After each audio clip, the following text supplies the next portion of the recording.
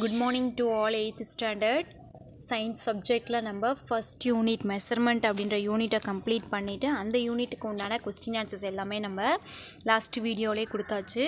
So next நம்ம chemistry portion தான் பார்க்கணும். ஃபிசிக்ஸில் ஒன்று கம்ப்ளீட் பண்ணிட்டோம் அப்படின்னாக்கா நெக்ஸ்ட்டு கெமிஸ்ட்ரிக்கு வந்துட வேண்டியதான். ஓகேவா?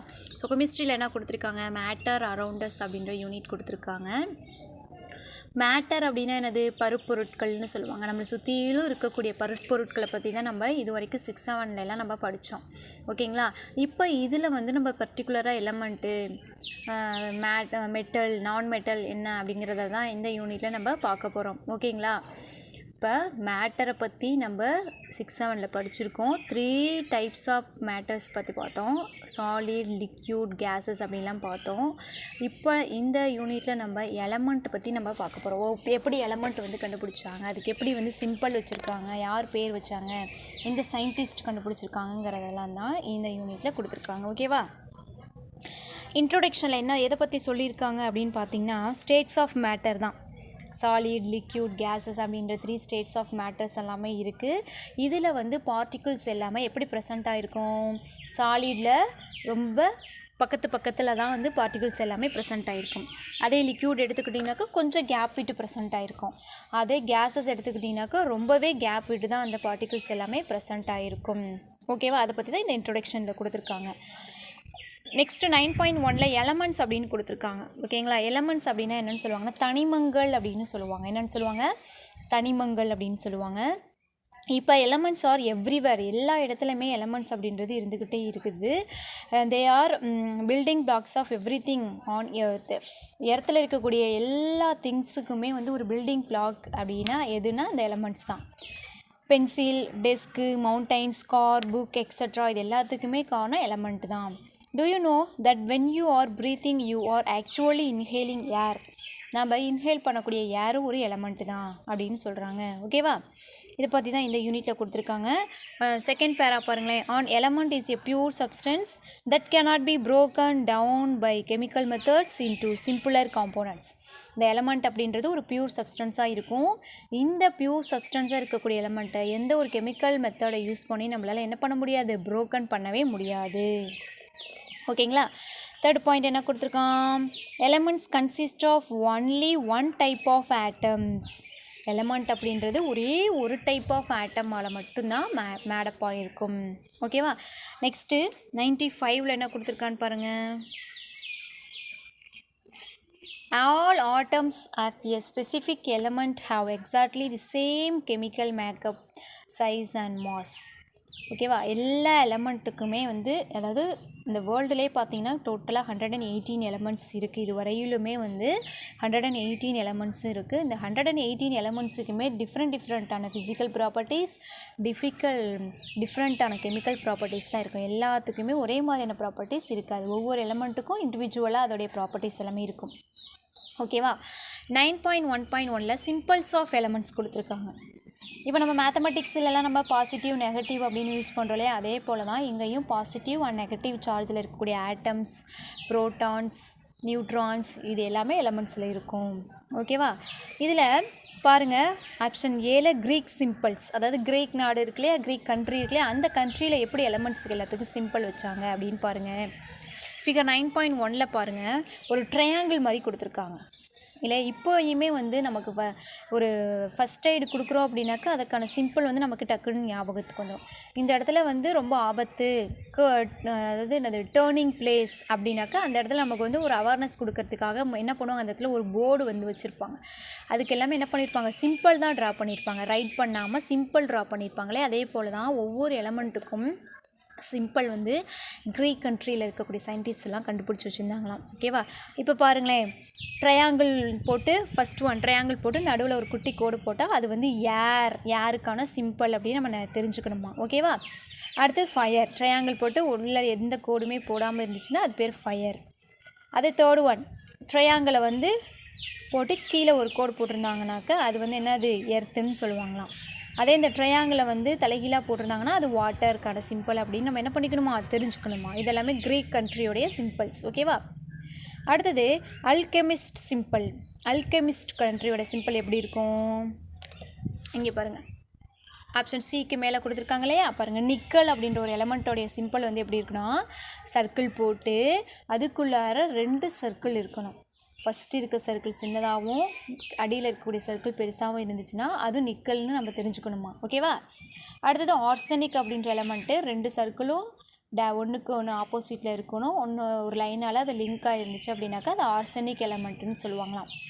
ஆன்டிமனி சர்க்கிள்குள்ளார ஒரு குட்டி சர்க்கிள் அது மேலே ப்ளஸ் சிம்பிள் இருந்துச்சுன்னா அது ஆன்டிமனின்னு சொல்லணுமா.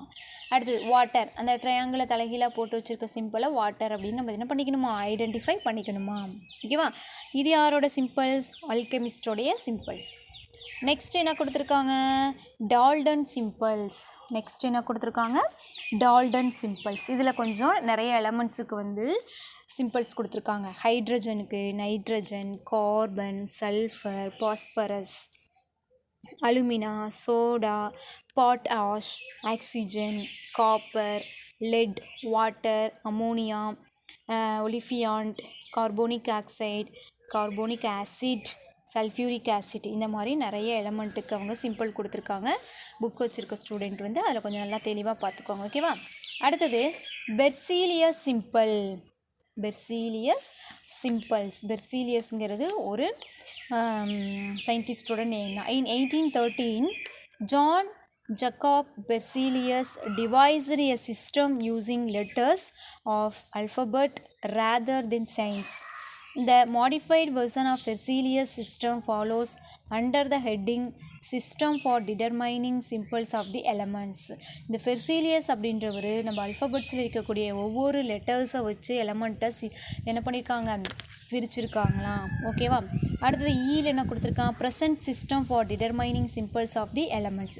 இப்போ ப்ரெசன்ட் சிஸ்டம் அதாவது இப்போ வரைக்கும் இது எல்லாமே மாடிஃபை பண்ணி கரண்ட்டில் நம்ம என்னென்ன சிம்பிளுக்கு என்னென்ன எலமெண்ட்டுக்கு எந்தெந்த சிம்பிள் யூஸ் பண்ணுறோமோ அதை வந்து இந்த டேப்லெட் காலத்தில் கொடுத்துருக்காங்க. 9.1 அப்படின்ற டேபிளில் கொடுத்துருக்கான். எலமெண்ட் வந்து போரான் அதோடைய சிம்பிள் என்னது B.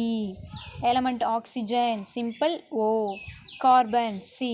Phosphorus P. Fluorine F. Sulphur S. Hydrogen H. Vanadium V. Iodine I. Uranium U. Nitrogen N. Yttrium Y அந்த மாதிரி கொடுத்துருக்காங்க. ஓகேவா. இது வரைக்கும் நம்ம இந்த சிம்பிள் தான் என்ன பண்ணிகிட்ருக்கோம் கரண்ட்டு ப்ரெசண்ட்டாக யூஸ் பண்ணிக்கிட்டே இருக்கோம். ஓகேவா. நெக்ஸ்ட் இங்கேயும் கொடுத்துருக்கான் செகண்ட் ஒன்னில் கொடுத்துருக்கான் பாருங்கள்.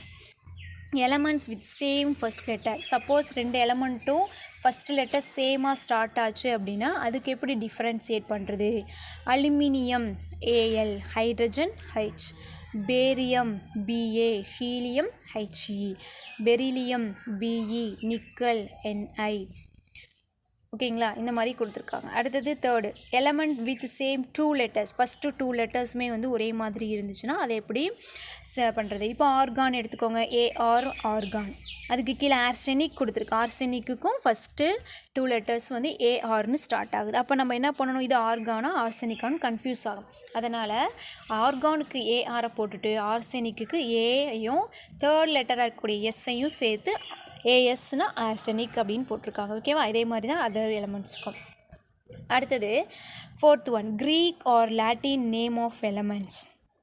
க்ரீக் கண்ட்ரிக்கும் லாட்டின் நேமுக்கும் எப்படி எலமெண்ட்ஸ் வச்சுருக்காங்க பாருங்கள். எலமெண்ட் சோடியமை லாட்டின் நேம் நேட்ரியம்னு சொல்லுவாங்க. அதோடைய சிம்பிள் வந்து என்ஏ. சிம்பிள் வந்து நம்மளும் என்ஏ தான் சோடியமுக்கு யூஸ் பண்ணுறோம். பட் லாட்டின் நேம் வந்து நேட்ரியம்னு சொல்லுவாங்களாம். பொட்டாசியம் நம்ம யூஸ் பண்ணக்கூடிய எலமெண்ட்டோடைய பேர் பொட்டாசியம். அதே லாட்டின் நேம் வந்து கேலியம். அதனால தான் அதோடைய சிம்பிள் கே அப்படின்னு கொடுத்துருக்காங்க. ஓகேவா. அடுத்து fifth one elements named using name of the country scientist extra. ஒரு எலமெண்ட் இருக்குனாக்கா அந்த எலமெண்ட் வந்து எந்த கண்ட்ரியில் கண்டுபிடிச்சாங்களோ அந்த கண்ட்ரியோட பேரையும் அதோட சிம்பிளும் வச்சு இங்கே கொடுத்துருக்காங்க. அமெரிசியம் அமெரிக்கா கடங்க கண்டுபிடிச்சது அமெரிசியம். அதோடைய சிம்பிள் ஏஎம்.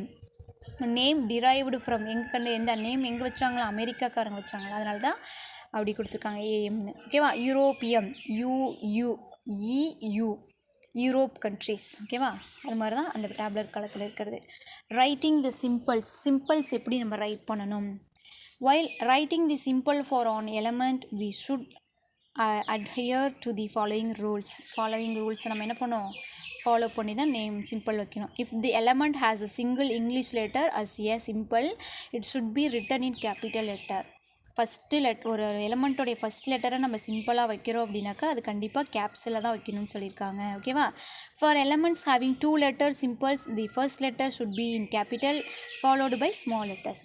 ஒரு எலமெண்ட்டுக்கு 2 லெட்டரை நம்ம வைக்கணும், சிம்பிளாக வைக்கணும் அப்படின்னா ஃபஸ்ட் லெட்டரில் கேப்ஸ்லையும் செகண்ட் லெட்டரை நம்ம ஸ்மால்லையும் வச்சு தான் இந்த எலமெண்ட்டுக்கு சிம்பிள் வந்து ப்ரெசென்ட் பண்ணணும்னு சொல்கிறாங்க. ஓகேவா? ஓகே டியர் ஸ்டூடெண்ட்ஸ், நீங்கள் 9.1 இருக்கிறத மட்டும் கொஞ்சம் ரிவைஸ் பண்ணுங்கள். நெக்ஸ்ட்டு 9.2 நம்ம நெக்ஸ்ட் கிளாஸில் பார்க்கலாம். ஓகேவா? தேங்க்யூ.